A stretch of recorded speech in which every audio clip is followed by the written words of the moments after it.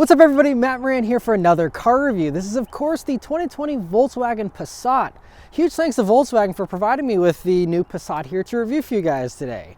So about the new Passat, I'm using that term kind of liberally. This is just a refresh, and it is a second refresh for the Passat here. So it had its first refresh back in the 2015-2016 model years, and so now we are on the second one. This car originally dates back to 2012. So Volkswagen made that decision because of course the midsize sedan sales have been dropping, and so they didn't think it was worth the effort to do a totally new version, and I can certainly see that makes sense, but a lot of the other competitors have come out with all new versions, and so while this was in the top of its class really back in 2016, 4 years ago when I reviewed the new Passat back then, these days it's starting to show its age. Now they have freshened it up here on the exterior, so we have some new headlamps that are LED as standard, which is a new thing for 2020. You also have a larger grille there, the reshaped front bumper. There's also a sportier R-Line bumper you can get as well, and sportier wheels and all that with an R-Line package. This is just the standard SEL trim, so we don't have that sportier look. But it still is an attractive design. I don't really have any issues with the way they styled it. It's conservative, but it's very Volkswagen and looks good. Coming down to the sides here, you have some attractive wheels, and it still is a good size vehicle. That is one thing, since the Passat was one of the best in class as far as interior room back when it came out and had its refresh in 2016 as well. This still has held up very well as far as size goes, and it still is a nice long sedan and has plenty of room inside. Out back they also redid the tail lamps, so they're longer and wider than they were before, and they restyled the trunk lid there with the badging, and you also see in the lower part of the rear bumper there's now fake exhaust tips, which is something that I know a lot of people aren't a big fan of, but it does look a little nicer to have those finishers there and then have the actual exhaust be hidden, but just seems a little odd to have the fake exhaust tips still as an enthusiast personally. But overall, I think the refreshed Passat on the outside here, they did some really nice changes, and I think it does look very good. Again, with a lot of the others being more sporty and aggressive these days with their newest designs, this is certainly more on the conservative end, but still looks good. All right, so start to go for a drive. Volkswagen here still has their good old switchblade key they've been using since like the Beetle days back in 2001 with the key that flips out. And nice little key though. I still like that it's small and it's keyless access, keyless entry, and push button touch. And so overall, a really nice key. But anyway, yeah, you hit the button to start it up. It comes right on. And if you're curious to hear about the interior here in the new Passat, my wife and I actually did an in-depth interior review on this interior, so I'll link that above. You can go check that out if you want to hear all our thoughts on this refreshed interior for the new Passat. All right, so setting off here in the 2020 Volkswagen Passat. So first thing you notice is it's a very similar driving position and everything, of course, to any of the older Passats here over the past 8 years. But they started off very, very good, and so because of that, it still remains very good to this day. You have nice thin A-pillars as far as visibility goes, so very easy to see out of this vehicle. Nice large windows, view out of the back is great. From a driving standpoint, you do have to set up a little bit higher because the steering wheel doesn't tilt down very far, so I feel like the steering wheel is up a little higher than I would like it to be, preferably, but it's not a big deal. But one of the other things steering wise is just the steering weight and feel is really great for a mid-size sedan. It's nice and light, but it does have a decent amount of resistance and heft to it, so that whenever you are trying to steer a little bit in a sporting manner, it does give you some good feedback, and that is one thing I really like. Another thing, throttle response is pretty good, but part of it is hurt by the fact that this 6-speed automatic transmission that you're running is very hesitant to downshift, and it loves laboring the engine and really waiting a good long while before it downshifts. And so they do say it's a new torque converter for this 6-speed automatic, but it is still a dated 6-speed, and stuff like the Volkswagen Arteon now uses an 8-speed, which is a little quicker with its responses and a little well suited with different gear ratios, so you don't have to lug the engine as much as it feels like you're doing here in the Passat with a 6-speed. Once the transmission is game, then it does feel good. Unfortunately though, one thing that doesn't feel great is the brake pedal here in the Passat. So I don't remember this being an issue with the old Passat, but with this, it is like no brake feel. Like, it is so dead feeling. I mean, it bites down decent enough, but there's just not much feeling between half brake, full brake, quarter brake. There's not a whole lot of difference. But anyway, we're going to put it into sport mode here for the transmission. There's no actual sport driving mode. And then we'll turn down onto this back road here. See about the acceleration. Here we go. A little bit of torque steer because I wasn't fully pointed straight whenever I floored it, but not too bad.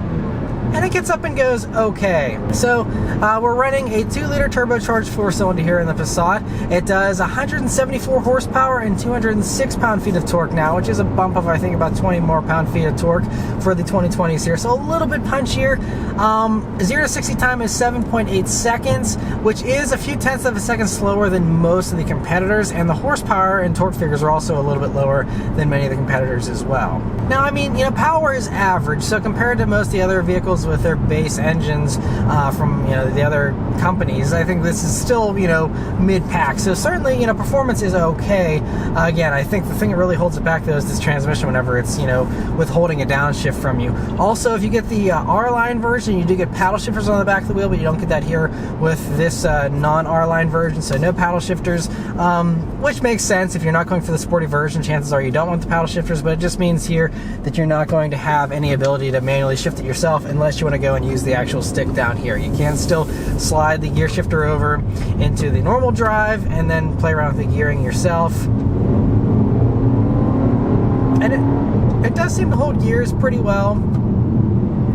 And it's fairly responsive for a normal torque converter automatic. Nothing great, but nothing horrible either.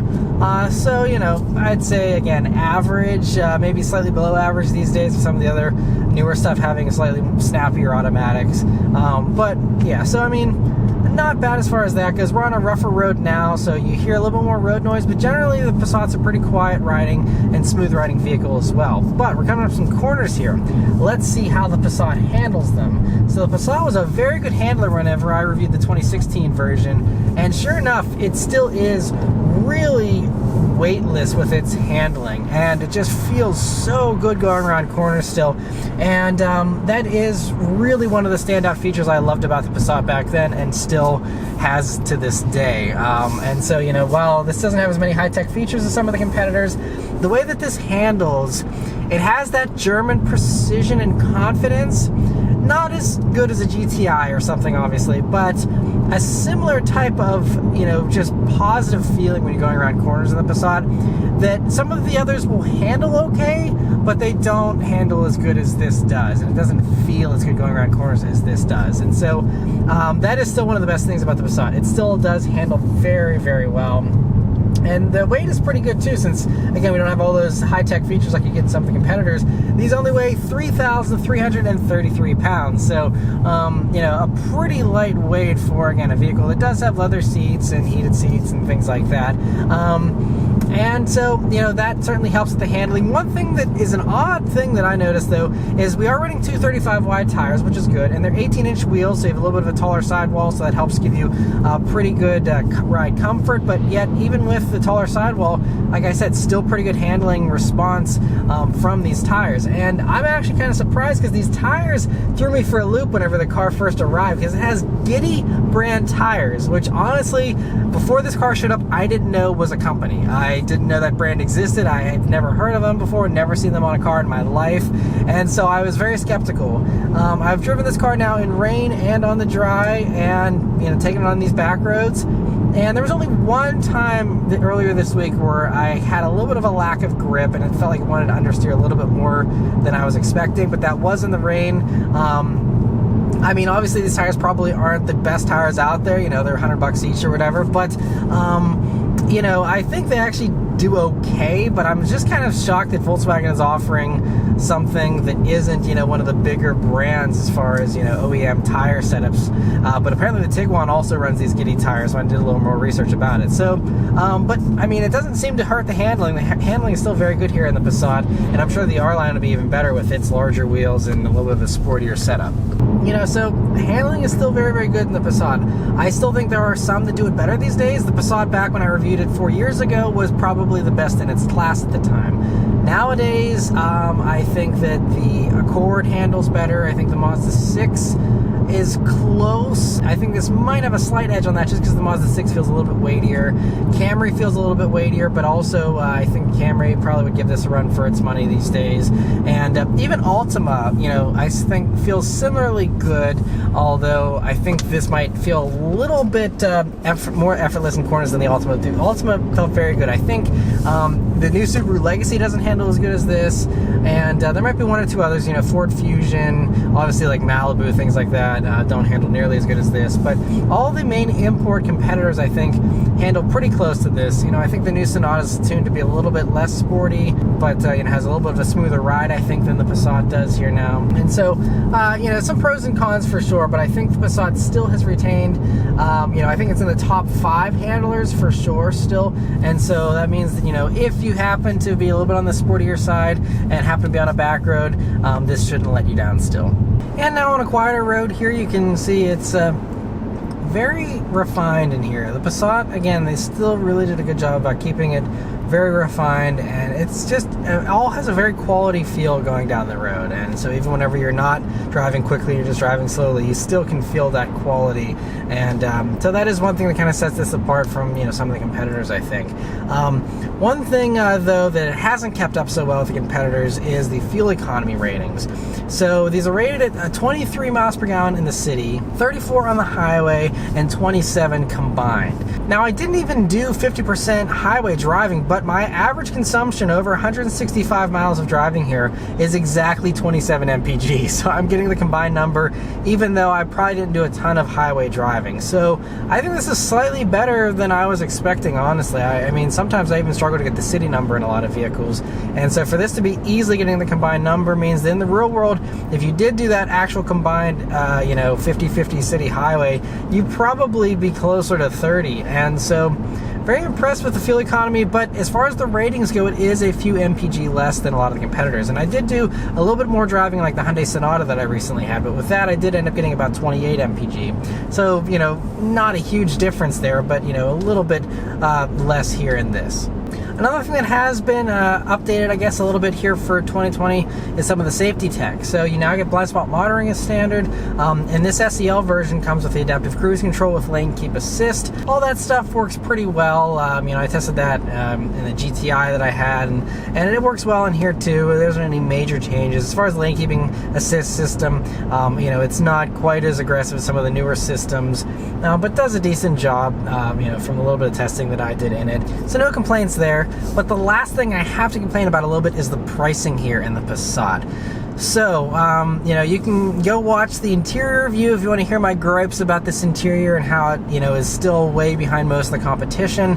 And so that's the first thing is, you know, just the amount of stuff that you get here for the price. This one as tested is just over $32,000, including destination. It's like $32,000 and like $15 or something. So basically exactly 32 grand. And that's where the pricing falls apart a little bit. So, you know, you have like a 6.3 inch touchscreen display, which is way smaller than basically everything else out there from the competition these days, even in their standard form. You know, you don't have digital gauges like you do in many of the competitors, all those types of things. You know, the interior is where this car really lets you down, because the driving experience is still good, although I will say that you also have less power than what you get at 32 grand with some of the others. So for example, like a Mazda 3 Grand Touring trim is about, I think about $2,000 less, and you can get 250 horsepower, 310 pound-feet of torque. Also, you can get a Honda Accord EXL with the 2-liter turbo and the 10-speed automatic, and again, 50 more horsepower, actually 70 more horsepower about than what you get in this, and those also about $32,000. So if you're seeing a theme here, the theme is that you can basically get all the features you get here in this and all the competition for at least $2,000 less, and if you want to pay $32,000, you can just get way more horsepower with most of the competitors than what you get here with this. And so yes, I know power isn't important for non-enthusiasts, so let's just throw that argument out the window and just say that You basically get all the same features in this as you get in all the competitors, and they're all like $30,000 with their base engines and fully loaded. And many of those in their fully loaded trim give you more stuff that you don't get here in this. Like, you only have heated seats in this. There's no heated steering wheel available in the Passat. There's no cooled seats available in the Passat. No bigger screen. You know, you have this Fender stereo, but it's not much of an upgrade. And so all these things mean that the Passat's just about $2,000 too expensive. And even at that price point, even if it was dropped $2,000, you're still getting, you know, missing out on a few features that some of the competition offers. So that's really where it's tough. You know, obviously if you're an enthusiast and you love the Volkswagen brand, I would just recommend getting a Jetta GLI. You get a fully loaded Jetta GLI, which does have the new digital gauges, the bigger 8-inch screen, all these things. And you can get one of those fully loaded with the automatic for under $32,000. It's like $31.5. So that would be the Volkswagen enthusiast choice if you're looking to spend $32,000. If you're looking for just a nice, comfortable cruiser, I think this is still fine as long as you're okay with not having the nicest interior. If you do want a little bit of a nicer interior, even a base Volkswagen Arteon, which is about $3,000 more than this, they're about $35,000. Even that, you know, you're still going to have analog gauges, but at least you get a bigger screen. You get some higher quality interior materials. You get the 8-speed automatic, a little bit more power in the Arteon than what you get here in this. Unfortunately, you know, the higher trims of the Arteon also force you to get all-wheel drive, which obviously isn't available here in the Passat. But if you're not interested in all-wheel drive, then that's overkill for the Arteon. But if you don't mind that, you can go for that. I did do a review on an Arteon. They still handle very well, but those are a lot heavier feeling and feel a little bit more like an Audi with how solid they are, which is nice. Just means it doesn't handle quite as good as the Passat still, in my opinion, but it's also expensive. The Arteon, if you want all the features that all the competition offers in the midsize sedan class, you know, that again everyone's offering for $32,000, and an Arteon you're looking to spend about $42,000, or about $10,000 more than this for an Arteon that, you know, has heated seats and better stereo, all that type of stuff. So the Arteon is only an option if money isn't really a big issue for you, and if you want to jump up 10 grand, the Arteon is way nicer. But in the meantime, this middle ground, there's really not much else. And I mean, you know, with how big the Jetta has grown, even if you're not an enthusiast, just going for a normal fully loaded Jetta, you're not going to be down on that much space. And honestly, the Jetta gets, you know, ambient lighting, the new digital gauges, all that type of stuff. It doesn't handle as good, in my opinion, as the Passat still. But it's, you know, again, if you're not an enthusiast, you don't care about that. And if you do care about that, go to the GLI version. But if you don't, I think honestly the Jetta is big enough now that most people could probably live with that just fine and save a bunch of money there as well. So you can see the Passat's just in this weird middle ground as far as pricing goes, where I don't think it really fits in anywhere. I can't find a value proposition for the Passat unless you're going for a base trim or something. Then, you know, it probably is one of the better handling base trim vehicles you can get. But once you go up to these higher trims, everyone else gets you way more stuff for either less money or you know, for about the same money. You get way more stuff with all the competition. And so, you know, they updated the Passat here a little bit, and for maybe the Volkswagen diehard, you know, fans, it'll be enough. But for anyone that's cross shopping, it still is a tough case here for the Passat these days. Again, back in 2016 when I reviewed this, it was one of the best in its class.